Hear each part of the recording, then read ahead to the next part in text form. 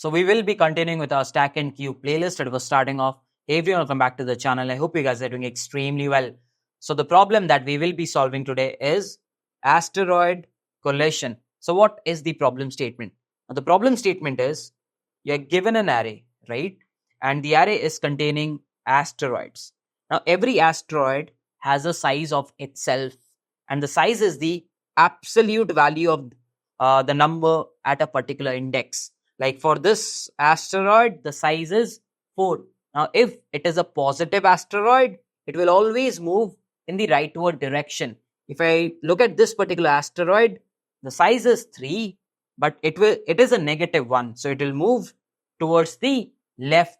So you have all the asteroids, you know the size, and you know the direction in which the asteroids are moving. Now the task is to tell me the final state of all the asteroids after collisions have happened. Now you know one thing, the collisions will only happen if an asteroid is traversing in the right direction and another asteroid is traveling in the leftward direction. Now remember, when two asteroids collide, one of them will get destroyed. So if this asteroid is of a value 12 and if this asteroid is of a value 10, then the one with the lesser value will get destroyed. Remember this, if there are two asteroids of equal value, then both of them will get destroyed. Got it? And if there are multiple asteroids traveling in a particular direction, they will keep traversing without any collision. Got it? Now your task is to go through all the asteroids and give me the final state of the asteroids given to you. For an example, what I can do is I can start with the first asteroid and I know that it will be traversing in the right direction. I can head over to the next. It will also traverse in the right direction. I can again head over to the next. It will also traverse in the right direction. Again head over to the next. It will also traverse in the right. Head over to the next. It will also traverse in the right. After that, whenever I head over to the next, -3, it is going to traverse in the leftward direction. So the first collision that will happen is between these two asteroids. And if the first collision happens between these two asteroids, which is going to destroy itself? The one with the smaller absolute value, which means 2 will go off. So what I can do is I could end up destroying 2. Okay. After this, the collision will happen between these two elements. 1 will go off. So what I can do is I can eliminate 1. After this, the collision will happen between these two. Again 1 will go off, so I can eliminate. After this, the collision will happen between these two. So what will happen is -3 will get eliminated. So we are done with the elimination. Can I say that both of them are traversing in the right direction? So they'll continue traversing. So after this, I'll end up going to 7. -7 is traversing in the leftward direction. So this and this will collide. And if they are colliding, what will happen is they will cancel off each other. Because they're equal values. So I'll end up going to the next. And this is traversing in the rightward direction. After that, this is also traversing in the rightward direction. After this, I end up at -16, which is traversing in the leftward direction. So what will happen is they will collide. Which one will get destroyed? 15. So you'll destroy 15. After that, 17 and -16 will collide and -16 will get destroyed. So eventually you will be left off with 4 and 17. And this is your final state of asteroids because they are moving in the rightward direction. So you could keep them up. Now if I just go a couple of steps back, just over here, maybe one step back. Okay. So over here, instead of -16, if I end up writing something as -18 and a -19, you know what will happen? You come up to -18, it is traversing in the leftward direction. 15 and -18, 15 will go off, so you'll take off 15. After that, 17 and -18, so what will happen is 17 will go off. After that, -18 and 4, so 4 will go off, and this is the moment you see that there are no elements on the left, so you say that -18 is okay. And what you do is You head over to the next, which is also traversing in the left. And I like, this is also okay because the left element is a negative element. I'm okay with it. So this will be the final state if I tweak the example a bit. So how do I solve this particular problem? The way I will approach this is, I was traversing till I saw positive elements. So I can keep a track of it. And the moment I see a negative element, what I did was I picked up the last element and then had a comparison. And after that, I picked up the last element. After that, I picked up the last element. So whenever I see a negative element, what I need is the last element that I had traversed. And if that goes off, the previous last. And if that goes off, the previous last. And if that goes off, the previous last. So I'm looking at previous last, last seen.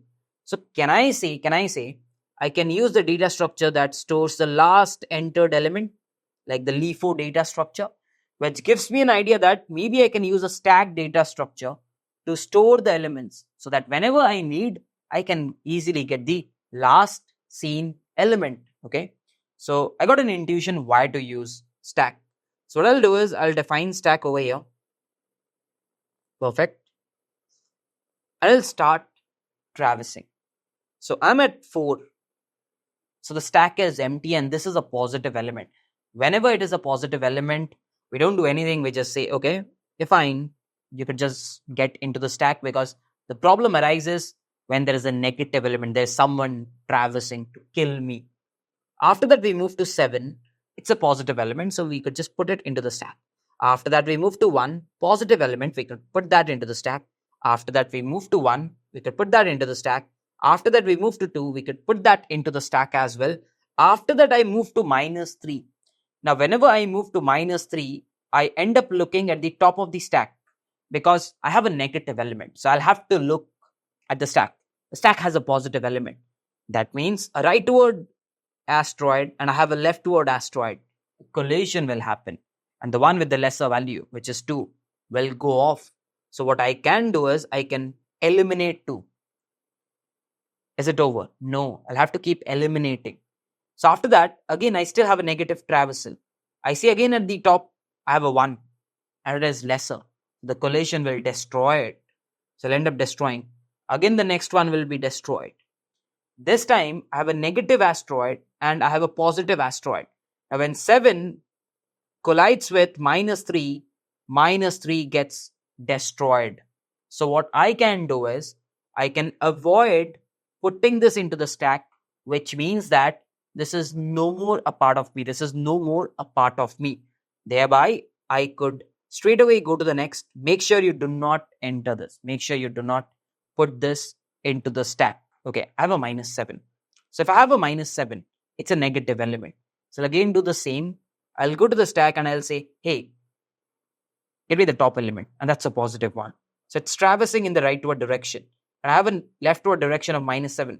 Both of them are same. Remember, whenever both of them are same, you end up eliminating this.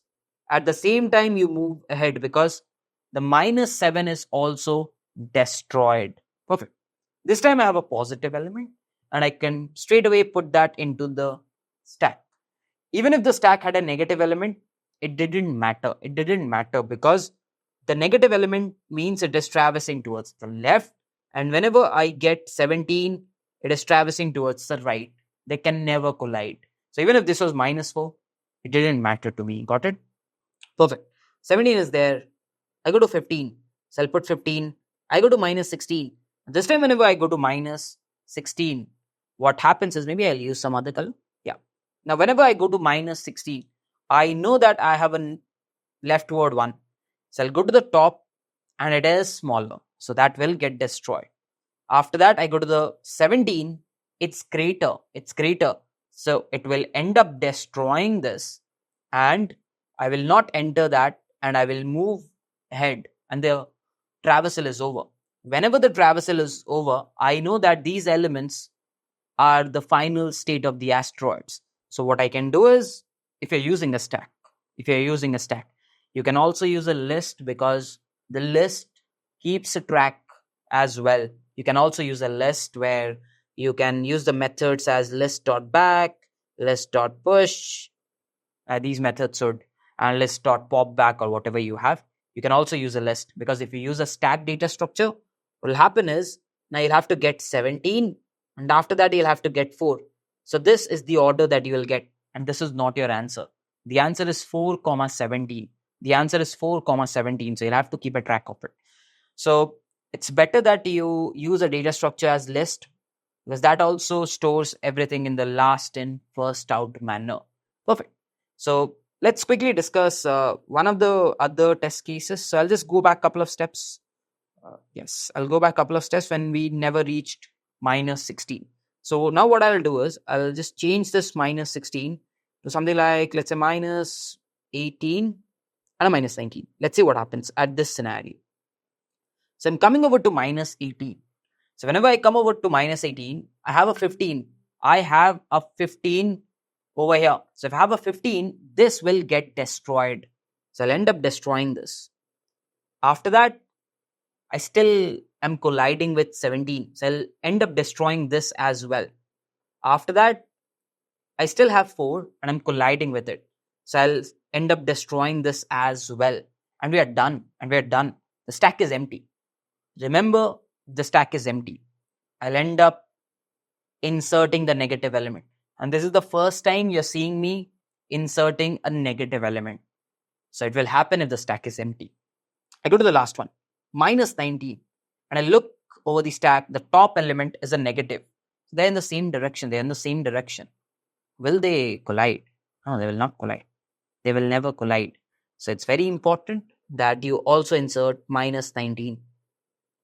So either the stack is empty or the stack's top element is a negative element. Then they can never collide. These are the cases that you will have to take care of. So time to write down the pseudocode. Again, if you want the language specific code, you can find that below. So function, you have an array, correct? Okay, you will be given an array. Do I need a stack or a list? It's better you take a list so that you don't have to do an additional step at the end. That is taking all the elements out of the stack and reversing it. So we'll take a list. So maybe I can just define a list which can be a vector in C++, a list in Java and Python. Maybe I'll call it as st, like the variable naming is st, and initially the list can be empty. So I'll start traversing from 0 till n minus 1. And what we will do is, we'll be like, okay, I have an element. If the element is a positive element, which means array of I is greater than 0. In that scenario, I will end up putting that element into the stack, into the list rather. Or else, if it is a negative element, what will I do? If it's a negative element, I need the previous elements to make them collide. And I'll check in the list, hey list, are you having elements? If the list is non-empty, it means it has elements. At the same time, it has to be a positive element. So if you're using a list, you can use a back function if you're a positive element. And at the same time, your value should be lesser than me so that you are destroyed. I'm like, okay, so whatever is the value, so I can say stack.back, that should be smaller than the absolute value of the current, because this is a negative element. And if that is the case, I could end up doing a stack.pop. So this will only happen if the stack has elements that can collide, which means this thing, and if they are smaller, then they will be done and dusted. After this, what if the stack doesn't have elements or no collisions happen? After this, I'll just write a small check. And that check will be, hey, listen, if the stack is non-empty, which is the list is non-empty, and whatever is on the list, which is stack.back, if that's equal to me, either please make sure you write absolute of me. In that scenario, what will happen is I could end up destroying both of them. I'll just pop it out and pop back or whatever. Like it is pop back usually in C++. In Java, you could figure out it's given below the Java code. So you could just pop out the previous one. So we're done. if they are of the same thing. But if they're not, which means either I have to enter it, but I only enter that into the list if the list is empty. The list has to be empty, or the list is like the topmost element is lesser than 0, then only it will not collide. In that scenario only, I will end up storing the negative element. In no other scenario will I store the negative element. So that will be done for the for loop. And once it is done, you could straight away return the list, which is st. You don't have to now take it off and reverse it. You could straight away return it. That is done. Now, this is very critical. This is why I did this particular example, so that you understand why that case gets executed. Fine. You understood, right? What about the time complexity? Okay, we are straight away taking a big of n over here, and over here we are running a while loop. Now you might think it's a nested kind of a thing, but remember, you're pushing elements. You're pushing elements here. You're pushing elements over here. So the stack at max, or the list at max will contain the array elements. The list at max will contain the array elements. Thereby, the maximum size of elements, the stack can store is big O of n, not more than n elements. If the list is storing n elements, the maximum time the while loop can pop out is big O of n throughout the journey. Thereby, the time complexity will be big O of n plus n, big O of 2n, and the space complexity will be big O of n. Why am I calling it as big O of n? The space, because I'm using an external data structure to store the elements. So that will be it for this one, and I hope you've understood everything. So if you're still now watching and if you've understood everything, please do consider giving us a like, and if you're new to our channel, do consider subscribing to us as well. With this, I'll be wrapping up this video. Let's meet in some other video. Till then, bye-bye. Take care.